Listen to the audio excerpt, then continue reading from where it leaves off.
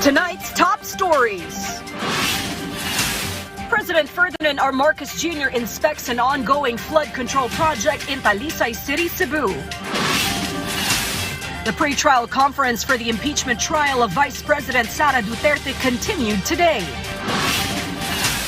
The Philippine National Police conducts a probe on the shocking campus shooting in Tacloban. Authorities continue the conduct of an investigation on the deaths of two Ateneo de Manila University players. All these and more on PTV News Tonight.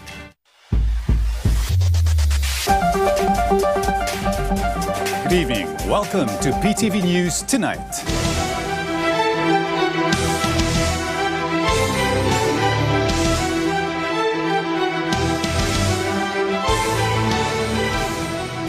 The president's itinerary today took him on a working trip to Region 7's two only provinces, where he inspected the ongoing rehabilitation of flood control structure in Talisay City, Cebu, surveyed the status of a post-repair work of a previously ruined section of Metro Cebu Expressway, and unveiled his anti-hunger program in Cebu City.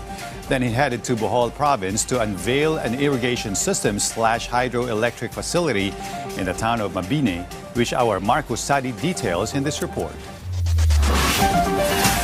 Over 32 meters high, holding nearly 4 million cubic meters of water, or the equivalent of 1,500 Olympic-sized swimming pools. This is the Mabini Kayakay Small Reservoir Irrigation Project, inaugurated today by President Ferdinand R. Marcos Jr. in Mabini, Bohol. Malaki ang posibilidad na makakaranas ang bansa ng matinding El Nino na maaring tumagal hanggang sa susunod pa na taon, 2027.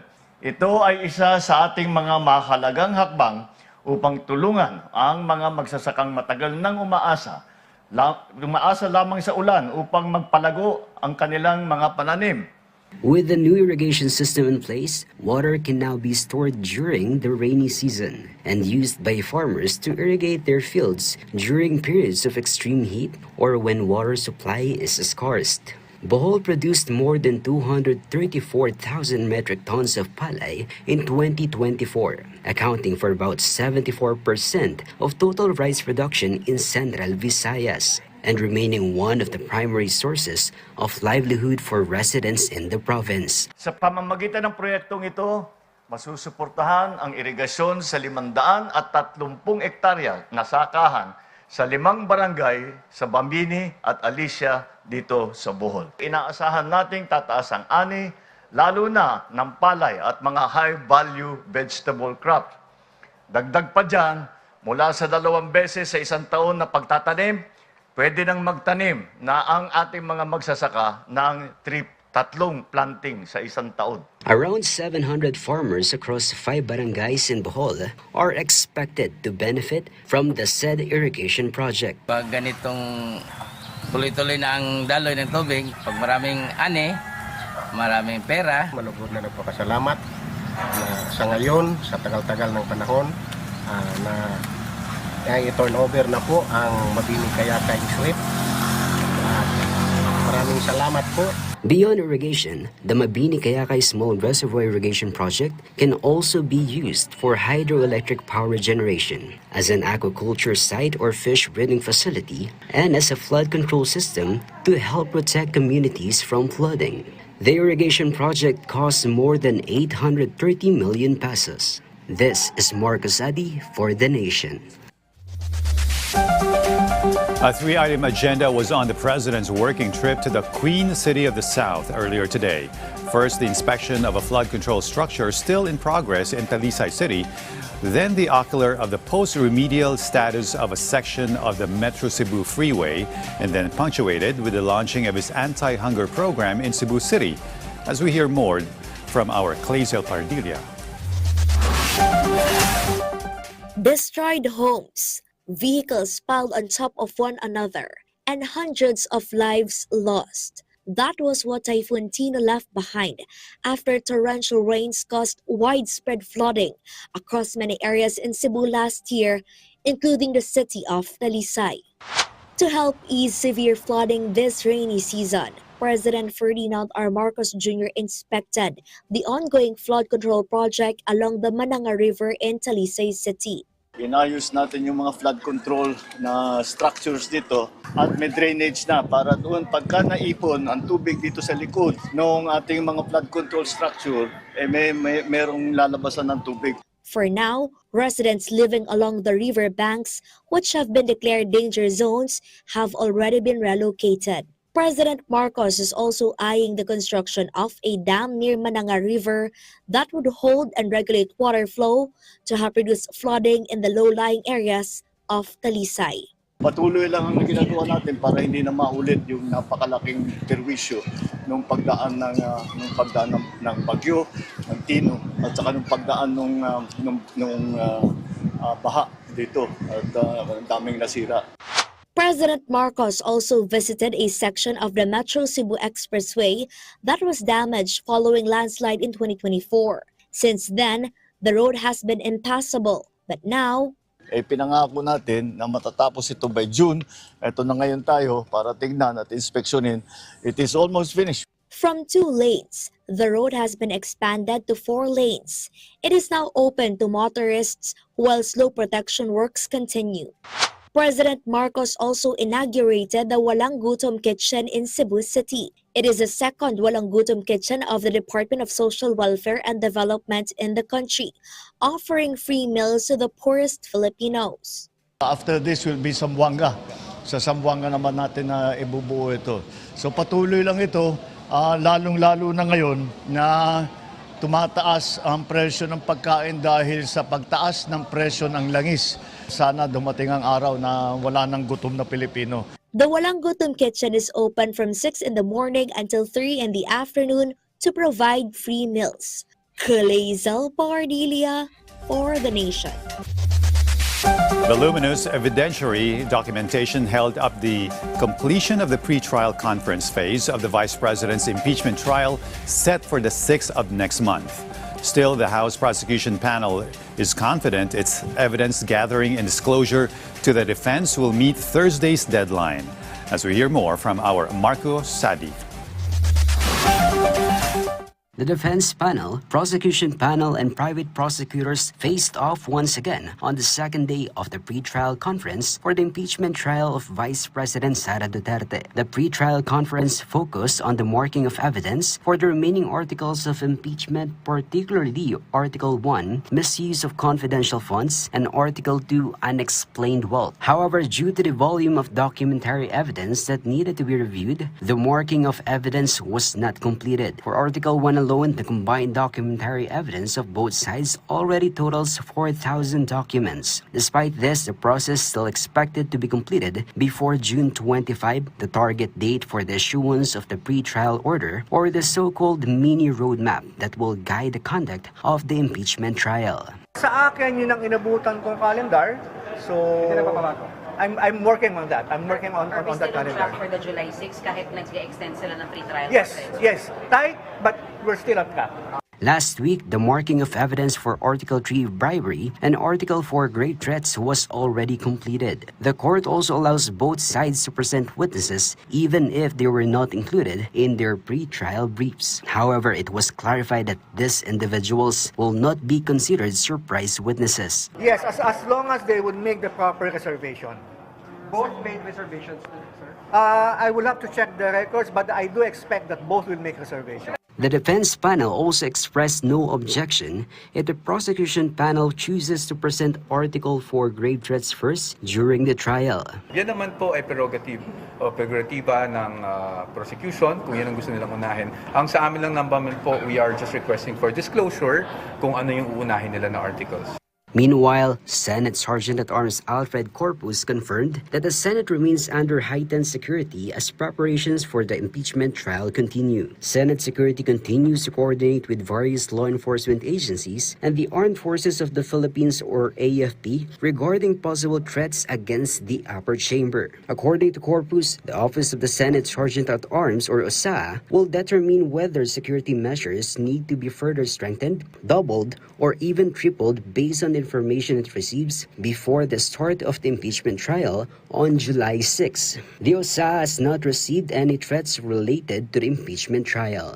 It depends. That is why continuing yung coordination namin with the different law enforcement agencies and the armed forces of the Philippines. Kasi we will react, of course, according to the situation, according to the information that we will receive. Marcos Sadi for The Nation. On the second day of pre-trial disclosure of evidence and witnesses in the forthcoming impeachment litigation of the Vice President, the prosecution took the liberty and opportunity to introduce its latest addition to the team. Our Sheila Natividad has more on the House prosecution panel's latest lineup addition to officially serve as its mouthpiece for the entire trial. The House prosecution panel has introduced its legal spokesperson for the impeachment trial of Vice President Sara Duterte. He is Attorney Benjamin Tolosa Jr., who apart from serving as spokesperson, is also the 11th private prosecutor assisting the House prosecution team. As we all know, the impeachment is a pivotal constitutional proceeding. In fact, it's one of the most important accountability mechanisms for public officials under the Constitution. So as a trial lawyer, I found it to be a meaningful opportunity to place my experience in the service of that process. A second batch of private prosecutors is also expected to be presented soon. Meanwhile, according to lead House Prosecutor Jervy Luistro, 2 out of 4 articles of impeachment are now under marking of exhibits and evidence. This include the alleged misuse of confidential funds and the unexplained wealth of the Vice President. The prosecution said it is aiming to complete the marking of evidence as soon as possible to speed up the pre-trial process. The impeachment court has given both sides until June 25 for the pre-trial conference, while they have given until June 22 for the submission of comments for the stipulation of exhibits. To clarify, this comment seeks to expedite the process of the pre-trial conference. Ang punto po ng comment ay iwas delay, honor the process. Luistro also dismissed claims that the defense team dominated the prosecution during the start of the pre-trial conference, calling it fake news. That is not true. I charge it to fake news. I am conscious that I am representing the interests of the sovereign Filipino people. Hindi po ako papayag na lamunin ng buhay ang laban ng sambayan ng Pilipino. The prosecution and defense have submitted different proposals for trial dates, with the prosecution seeking 62 days while the defense requested 30. According to the prosecution, the difference is due to the number of witnesses each side intends to present. Because of the number of witnesses that we've identified in our respective pre-trial briefs. But you will note that in their pre-trial brief, because they've adopted most of our own witnesses, they actually listed 97 witnesses. So it's also a question if how come they listed 97 witnesses but they only asked for 30 trial dates. Maybe this is an indication that there's really no intention to produce all of those witnesses. But of course, we don't want to preempt. The impeachment court will still decide on the final number of trial dates for both sides. The prosecution, however, maintains that the impeachment trial proper will push through on July 6. We are not struggling. We are very much prepared. But as I have said, it has been our position to have this pre-trial conference in an expeditious manner. Despite the preparations, Luistro admitted that given the volume of evidence and exhibits from both sides, the impeachment trial may not be completed even by September. The prosecution team assured that they remain fully prepared for the proceedings. On the other hand, the House prosecution legal spokesperson Attorney Tolosa said they aim to present a compelling case built on strong and overwhelming evidence, expressing confidence that they can secure the required 16 votes for conviction of Vice President Sara Duterte under the Constitution.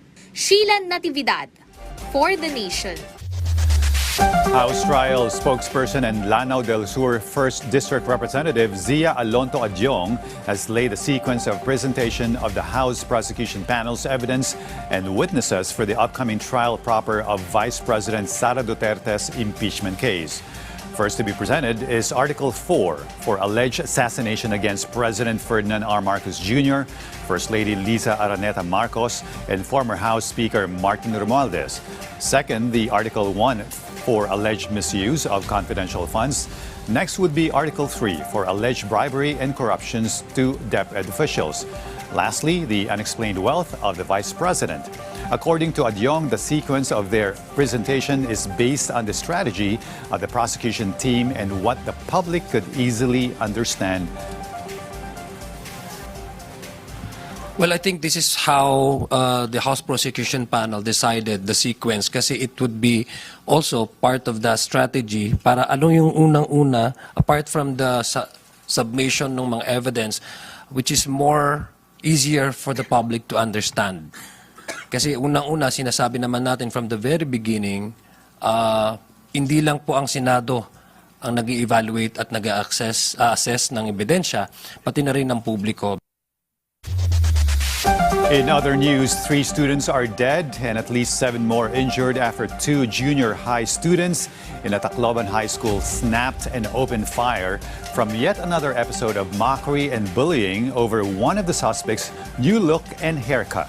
Now, this community in Tacloban City is gripped with fear, grief, and anger over the aftermath of this mass shooting, with police probers focused on the owners of the .38 caliber pistol and 9mm handgun used by the active shooters/suspects.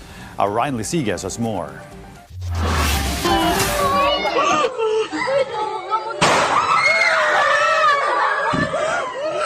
Instead of the voice of a teacher conducting a lesson, a series of gunshots echoed throughout the school, the San Jose National High School in Tacloban City, Leyte.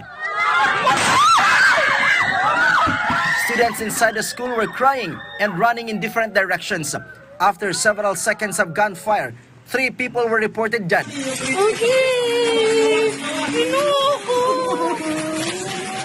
Two of them were declared dead on the spot, while one was rushed to the hospital but later died. 7 others were injured. According to PRO8 Regional Director Police Brigadier General Jason Capoy, the suspects were also students of the same school and were all minors. They were both student grade 9 po, same school, and hindi pa naman confirmed, parang nabully din daw ito since grade 7. PTV News exclusively obtained the statement of one of the suspects. Initial findings show that everything started after the suspect was bullied because of his haircut. The victim allegedly retaliated against those who bullied him. The suspect had already brought the firearm with him when he arrived at the school this morning. He allegedly had no intention of carrying out the shooting, but he was once again bullied after being asked whether the person who cut his hair was still alive. It was at that moment, according to reports, that the suspect lost control, drew his firearm, and shot one of the victims. He allegedly intended to shoot only one person, but became disoriented by the screams of the students, prompting him to fire several more shots. The PNP said there is a strong possibility that the suspects did not enter through the school's main gate. Yung school is marami siyang entrance and exit, and they only have one security guard na na-deploy. Tapos during the time of incident, nandun sa guard post yung security. At around 9 a.m. kaya siguro hindi nila masyadong strictly na-implement yung frisking. The 9mm firearm used by one of the suspects was reportedly owned by a police officer assigned to PRO8. Meanwhile, the .38 caliber revolver used by the other suspect was registered to a security agency in Cebu. A total of 40 spent shell casings were recovered from the crime scene, where one of the suspects was also reported to have changed magazines. Violence has no place in our schools. Our learners, teachers, and school personnel deserve an environment that is safe and conducive to learning. I therefore direct all police commanders to strengthen police visibility around schools, intensify preventive patrols, conduct security assessments, and sustain close coordination with school authorities, local government units, parents, and community stakeholders. After the incident, one of the two suspects was immediately arrested. The other suspect was apprehended through a hot pursuit operation. President Ferdinand Marcos Jr. has also ordered a thorough investigation into the incident. The Department of Education is maintaining close coordination with other government agencies to ensure the safety of teachers and students. In addition to extending condolences to the families of those who lost their lives, the department also assured assistance to the victims. Ryan Lisiges for The Nation. Senate President Sherwin Gatchalian has condemned the shooting incident in San Jose National High School in Tacloban City that resulted in the deaths of 3 students and left 5 others injured. Expressing deep alarm, Gatchalian stated that such violence is unacceptable in institutions that should serve as safe spaces for learners. While one suspect, a 15-year-old grade 9 student, has been apprehended, Gatchalian urged law enforcement to track down the remaining suspects and ensure justice. The Senate President also highlighted broader concerns regarding school safety, referencing separate stabbing incidents in Cavite last week that injured 7 students. With this, SP Gatchalian called on the Department of Education, or DepEd, to provide immediate psychosocial support for affected learners, teachers, and staff, and to implement stronger security measures across all campuses. Former Department of Public Works and Highways, or DPWH official Henry Alcantara testified before the Sandigan Bayan, alleging that former Senator Bong Revilla received 90 million pesos in kickbacks from flood control projects. Rod Lagusa does the full report.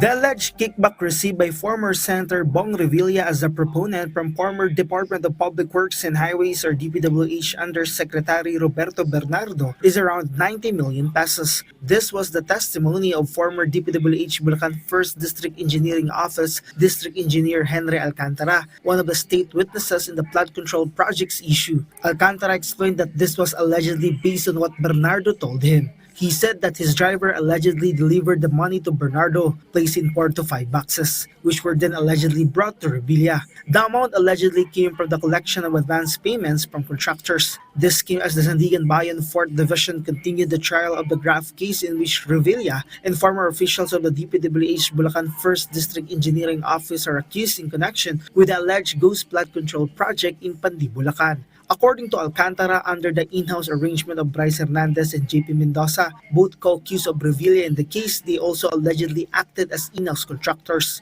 Earlier, Sally Santos, the owner of Sims Construction, testified that Hernandez allegedly borrowed her license. Moreover, Alcantara maintained that he had no knowledge of the alleged ghost flood control project. He further stated that he did not personally inspect projects. Rod Lagusad for The Nation.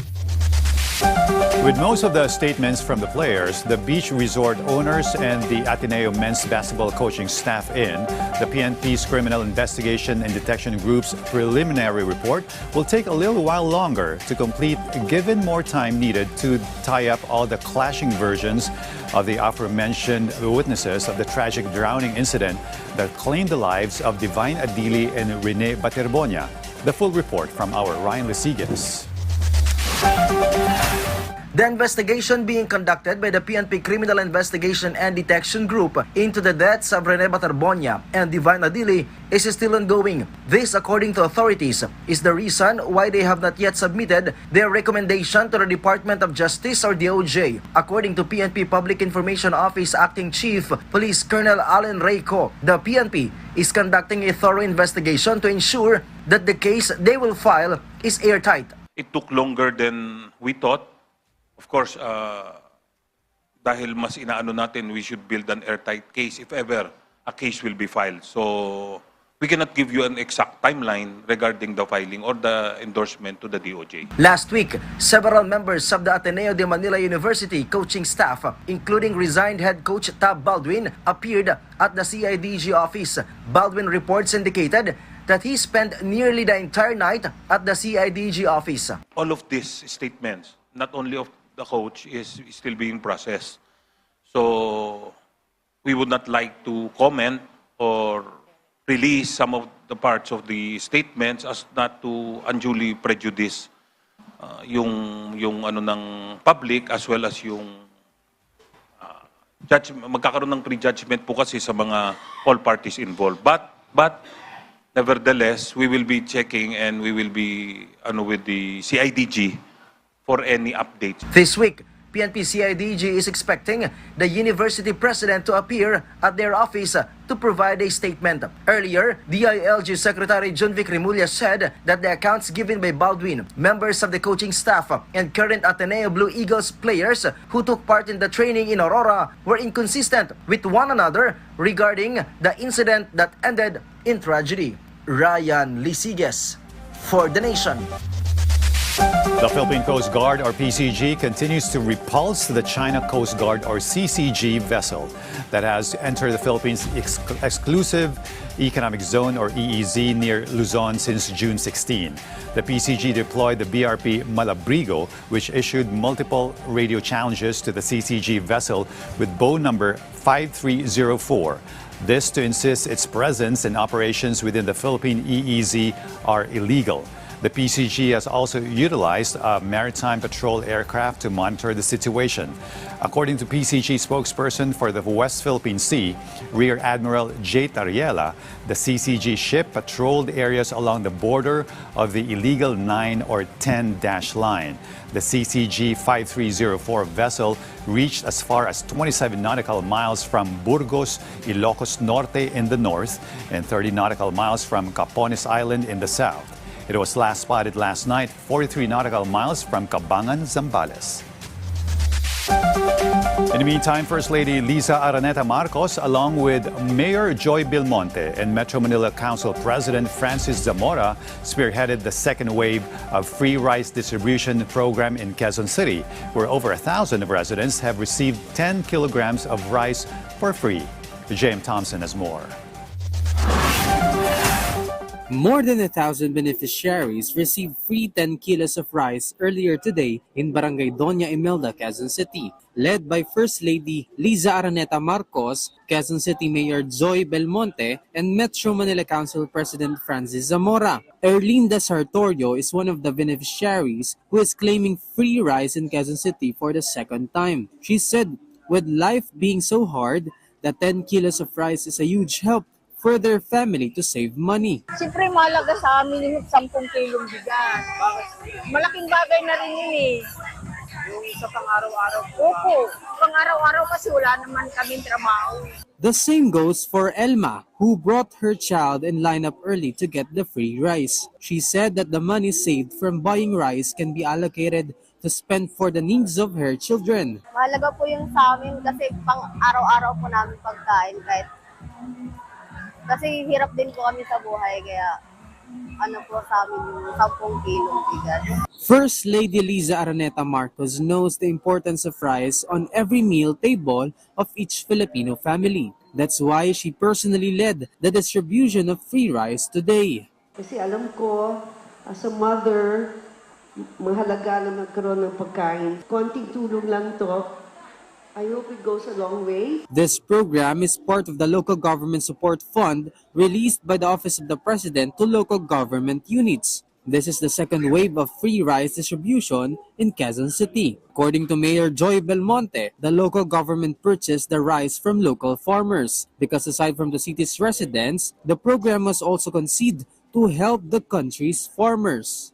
Ang ginamit po natin ay ang Sagip Saka Act, which enables us to enter into negotiations with farmer cooperatives. Ang presyo po ng kada kilo ay 50 pesos. Siyempre may balot pa yon, 55 pesos per kilo, 550 pesos po for every 10 kilos. Yan po ang natatanggap nila sa araw na to, 10 kilos po. Meanwhile, more than 200,000 beneficiaries are expected to receive free rice in Quezon City. So we depended on the CBMS or the Community-Based Monitoring System. This is the survey that was provided to us by the Philippine Statistics Authority, PSA po. Batay po sa kanilang pag-iikot sa iba't ibang mga household sa lungsod. Doon po nakita yung doon po namin binatay ang pagpili ng mga bibigyan po natin ng tulong. No? Ito yung mga pinaka-nangangailangan ng mga miyembro ng ating or sektor ng ating pong lungsod. Metro Manila Council President Francis Zamora assures that the distribution of free rice to residents will be continuous, not just in Metro Manila, but in different parts of the country. Ito po ay isang sustainable effort ng ating pamalang national, katuwang ang mga lokal na pamalaan po natin. So ito pong pag-ikot natin kasama ni First Lady Luisa Araneta Marcos ay nagsimula na po dito sa Quezon City. At alam ko in this week, 2 venues pa ang iikutan. At pagkatapos son, ibang mga lungsod na sa National Capital Region. So ito po ay ginagawa hindi lamang sa NCR, ngunit sa lahat po ng lungsod at bayan sa buong bansa. So it is simultaneous through the Local Government Support Fund, and we expect to finish this by end of the year. J.M. Thompson, for the Nation.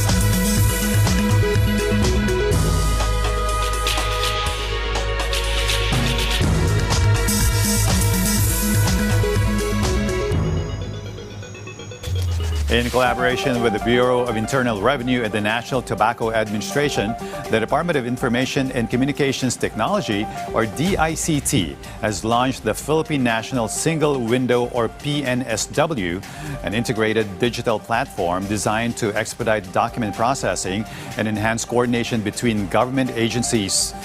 And the PNSW aims to address significant trade challenges, including fragmented systems and the burden of redundant documentation. This initiative is part of the government's broader digitalization strategy and the Ease of Doing Business program, which is intended to improve the efficiency and speed of international trade flow within the country. The Department of Transportation, or DOTR, plans to turn over the operations and maintenance of the Metro Rail Transit Line 3, or MRT3, to the winning bidder of the nearly 50 billion peso concession project by the fourth quarter of 2027. The DOTR eyes to award the contract in the third quarter of next year, with the takeover of MRT3 operations expected between October and December 2027. The Transportation Department is currently finalizing the terms of reference for the public-private partnership project before proceeding with the formal bidding process. The government is exploring regulatory measures to encourage the United States to reconsider its ban on blue swimming crab imports, a restriction that threatens up to $60 million in annual export revenues. BFAR is proposing limits on the length and possibly the depth of crab gill nets to comply with the United States marine conservation requirements. The department said the proposed measures are aimed at helping the country regain access to the U.S. import market and protect a key source of export income for the fisheries sector. Good news for motorists. Expect big-time rollback on pump prices effective tomorrow, June 23. According to the Department of Energy, or DOE, gasoline will drop by 3 pesos and 90 centavos to 5 pesos and 90 centavos per liter. Diesel by 9 pesos and 4 centavos to 11 pesos and 4 centavos, while 9 pesos and 82 centavos to 11 pesos and 82 centavos will be slashed on the price of kerosene. Coming up, Anne Hathaway fans should definitely wait for this big development about their idol. All the details of that after the break. Stay with us.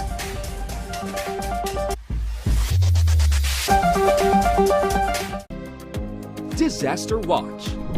Alamin ang mga dapat ilagay sa go bag bilang paghahanda sa sakuna. Maglagay ng tubig na maiinom at mga pagkaing hindi madaling masira. Maglaan ng espasyo para sa first aid kit at survival kit. para sa mga hindi inaasahang pangyayari. Huwag kalimutan ang toiletries para mapanatili ang kalinisan ng katawan. Samahan din ng mga damit at beddings na magtatagal ng ilang araw. At para ligtas at may alam, magdala ng mga teknikal na gamit. Sa panahon ng kalamidad, dapat laging listo.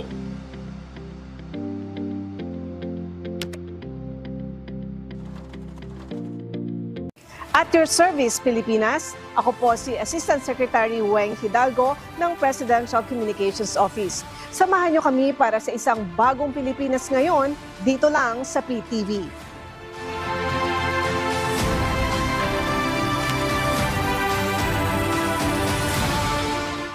Malugod na pagbati kay PTV News Senior Reporter Patrick De Jesus na pinarangalan bilang natatanging Pilipino sa larangan ng pamamahayag. Sa Gawad Pilipino, duyan ka ng Magiting Awards 2026. Pagpapatuloy ko po yung aking tungkulin para may hatid yung katotohanan sa bawat Pilipino. Ipinagmamalaki ka ng iyong PTV family.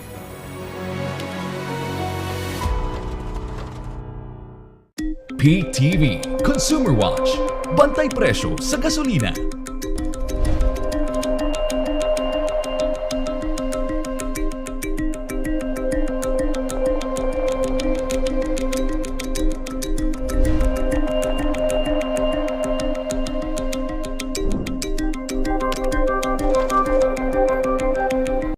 Hatid sa inyo ang ringside view ng matitinding ensayo ng mga boksingerong Pinoy para makamit ang Power Punch with Paolo Salamatin. Dito lang sa PTV Sports. Nagsimula sa maliit na pangarap. Ngayon ay unti-unti nang natutupad. Sa tulong ng ASEAN, higit na napalago ang aking negosyo. Mas malayo na ang narating ng mga produkto ko. May online pre-training at programs pa para sa kagaya kong entrepreneur. Dahil sa ASEAN, ang local pwedeng maging global. ASEAN continues to grow and support businesses across the region through easier export processes, free training opportunities, and access to markets in member countries. Dahil sa ASEAN, negosyong Pilipino ay natutulungang lumago.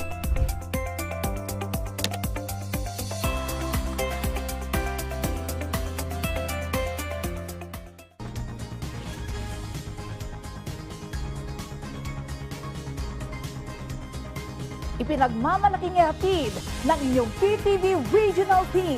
Lokal na balitaan sa iba't ibang wika. Usapang derechahan at makabuluhan. At road trip na kakaiba, hitik sa kaalaman at kultura. Balita,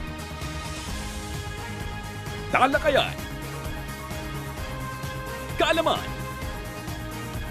mula sa PTV Regional.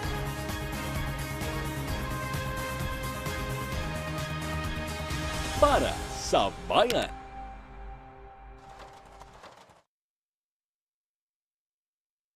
Disaster Watch.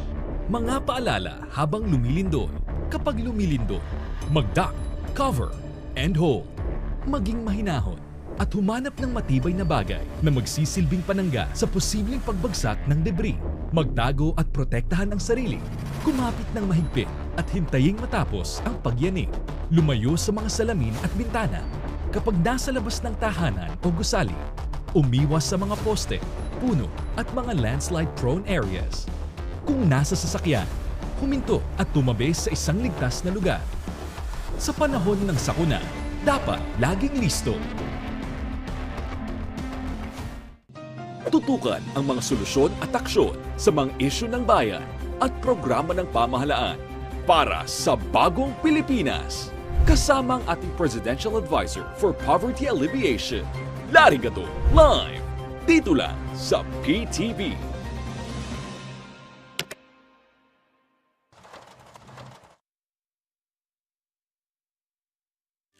Alam niyo ba kung bakit espesyal tayong mga Pilipino?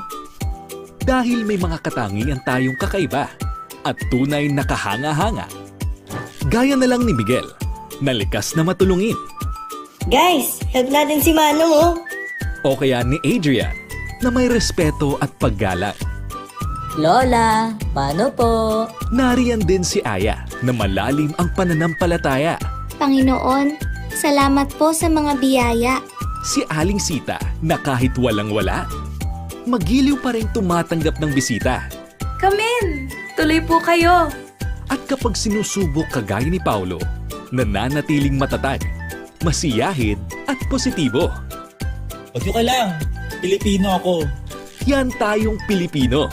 Likas ang kabutihan, katatagan, at pusong makatao.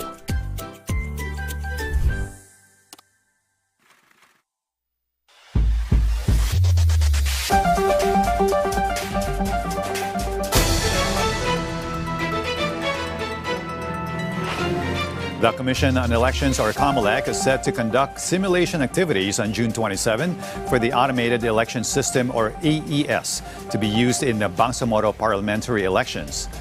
According to COMELEC Chairperson George Erwin Garcia, the Commission will test its voting machines and transmission devices in Tawi-Tawi and Maguindanao del Norte.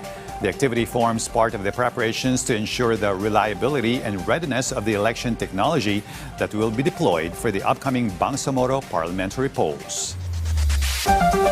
The printing of the Computerized Voters List, or CVL, for the 2026 Bangsamoro parliamentary elections officially began today at the National Printing Office. The elections will cover 6 provinces and more than 100 cities and municipalities across the region. The printing of the CVL is scheduled to continue until June 30, with operations running daily from 7 a.m. to 7 p.m. to ensure the timely preparation of election materials. The Department of Social Welfare and Development, or DSWD, is set to start the distribution of its Emergency Cash Transfer, or ECT program tomorrow for families affected by the magnitude 7.8 earthquake in Mindanao.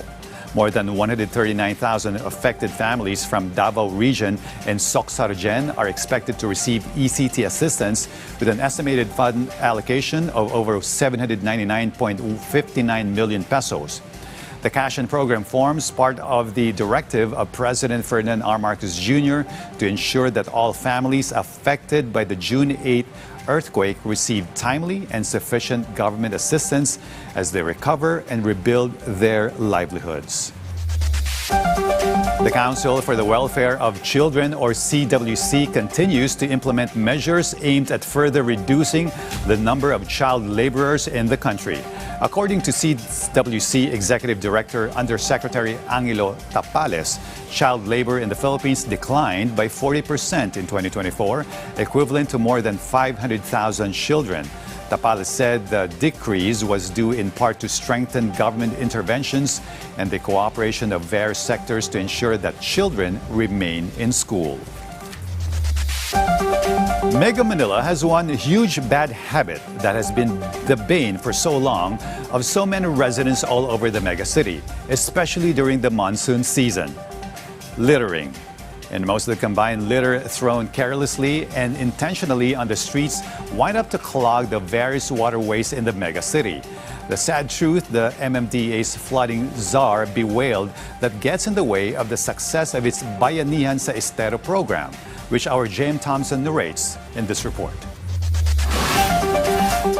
The Metropolitan Manila Development Authority, or MMDA, immediately took action to remove clogged garbage from drainages in several parts of Metro Manila after the heavy rain last night. Among them, the drainage inlets in EDSA Balintawak, Quezon City, Makati City, and Malabon City clogged with trash of all sizes. Apparently, it has been a habit of so many citizens of the mega city to litter here and there as they please. Most of the time, all the combined litter end up in various waterways in Metro Manila. Meanwhile, the MMDA's Bayanihan sa Estero program continues, where clogged garbage is removed from identified waterways, which caused rapid flooding. The agency never fails to remind the public that improper garbage disposal is one of the biggest reasons the MMDA sees for the flooding. Napag-akala nila yung mga maliliit nilang tinatapon or nothing. Pero combined, it will really clog our drainages. And not only the drainages,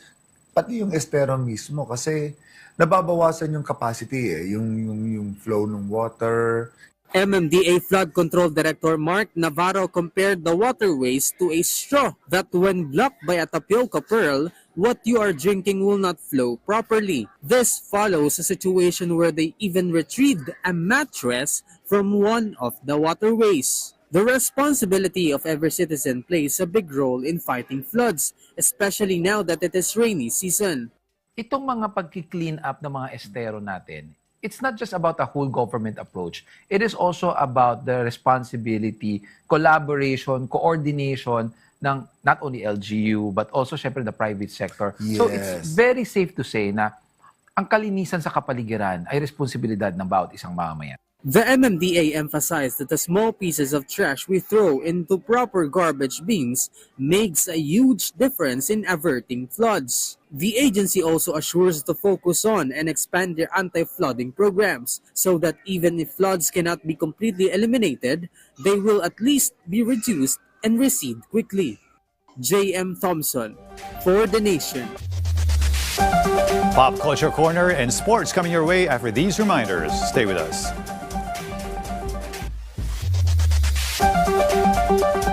Consumer Watch. Mga praktikal na paraan sa pagtitipid at wastong paggamit ng tubig. Hugasan agad ang mga plato para mas madaling linisin ang mga ito. Bawasan ang pagdidilig ng mga halaman at gawin lamang ito tuwing madaling araw o sa hapon. I-defrost sa chiller ang mga gagamiting karne at iba pang frozen food para hindi na kailangan gumamit ng tubig. Gamitin ang full load ng washing machine tuwing maglalaba at maglagay lamang ng tamang dami ng sabon o detergent. Iksian ang shower time o pagligo. Kung maaari, gumamit na lamang ng timba at tabo.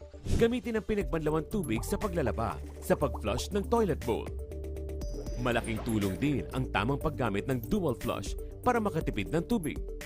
Sa mga opisina, maiging i-switch off ang main valve ng tubig kapag wala ng tao. At para malaman kung may tagas ang linya ng tubig na nagdudulot ng malaking aksaya, i-check ang metro sa hating gabi o sa madaling araw kapag wala nang gumagamit. Maging bahagi ng solusyon at sama-sama tayong umaksyon. Dapat laging listo.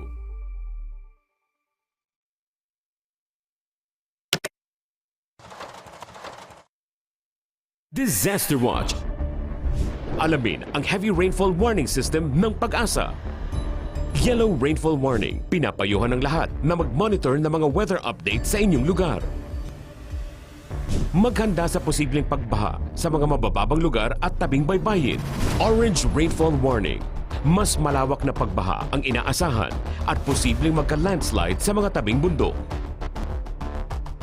Bumuo ng isang emergency kit at maghandang lumikas sa anumang sandali. Red rainfall warning.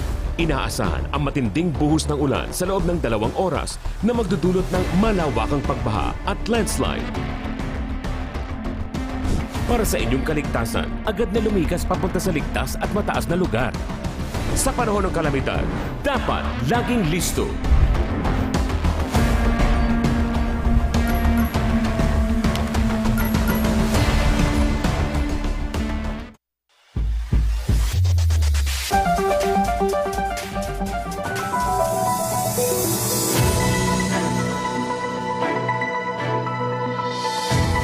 There will soon be a mall voting center in Region 1. This comes after the Commission on Elections, or COMELEC, reached an agreement with a mall in Dagupan City to provide a venue as a voting center for the barangay and Sangguniang Kabataan elections.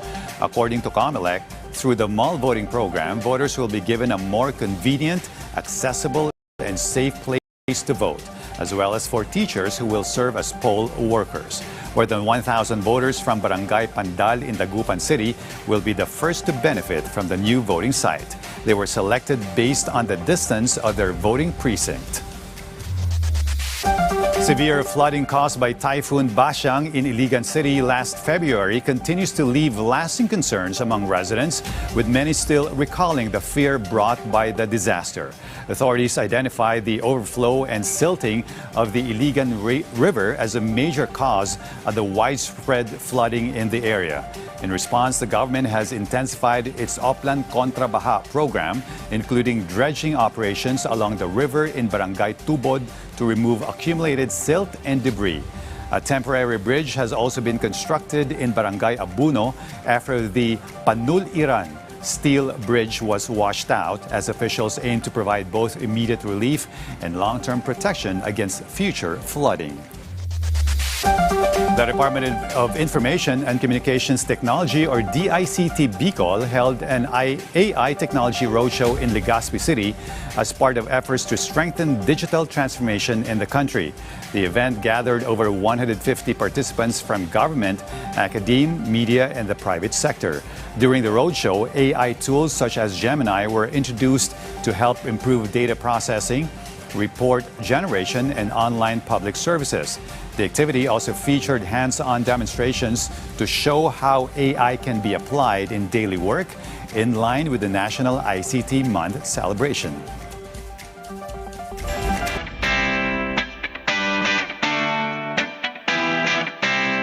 And we'll now give you the latest buzz here at Pop Culture Corner. First up, Anne Hathaway has announced that she is pregnant with her third child. The actress shared the news through her short video on her Instagram account, where she was seen showing her baby bump.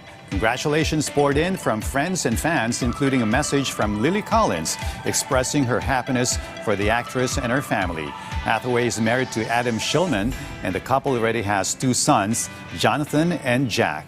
The actress has previously emphasized her decision to keep her children's lives private while carefully balancing her acting career and family responsibilities. At the Korea International Streaming Festival OTT Awards 2026 in Busan, China's Tian Zihui and Sung Hui Long won the People's Choice Awards for Best Actress and Best Actor, drawing loud cheers from the audience. Sung was recognized for his role in Shine On Me, while Tian was honored for her performance in the hit series Pursuit of Jade. Other major winners included Taiwan's Chiang Jing-hua and South Korea's Shin Hae-soon in the top acting categories. Japan is set to release its 8th extended play, The Sin Bliss, on August 21. According to its label, Belift Lab, the EP continues the group's ongoing The Sin series and expands its vampire-themed dark fantasy storyline. The release will be NFN's first as a 6-member group following the departure of Hee Sung, who is reportedly preparing solo work under the stage name Evan. The group is currently on its Blood Saga World Tour, which opened with sold-out shows in Seoul, South Korea.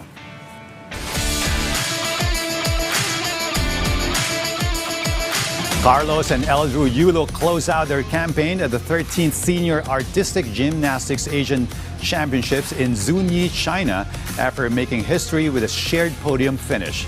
Carlos captured the gold medal, while younger brother Eldrew earned the bronze in the floor exercise event, marking the first time the Filipino siblings stood together on the podium at this continental tournament. However, the Yulo brothers were unable to add to their medal haul in the remaining apparatus finals. In the parallel bars final, Carlos finished 6th after posting a score of 13.566. Eldrew, meanwhile, placed 4th in the horizontal bar final with a score of 13.833, while Carlos ended 5th with 13.500. In the team event, the Philippine squad of Ace De Leon, Miguel Bisana, and Zachary Nunez delivered a respectable 7th place finish to cap off the country's campaign. The Cebol Mobile Legends Bang Bang squad has officially secured its place in the upcoming Asian Games in Japan. The Philippine team booked its ticket to the continental meet after delivering a dominant performance in the qualifiers held in Singapore, where it recorded 5 straight victories. Cebol sealed its qualification with a 2-0 sweep of Indonesia, marking its 5th win of the tournament. With a strong campaign, the Filipino squad is now set to compete against Asia's best Mobile Legends teams at the Asian Games in Nagoya, Japan. The qualification stands as one of Cebol's biggest achievements this year as the national esports program continues to strengthen the Philippines' presence on the international stage.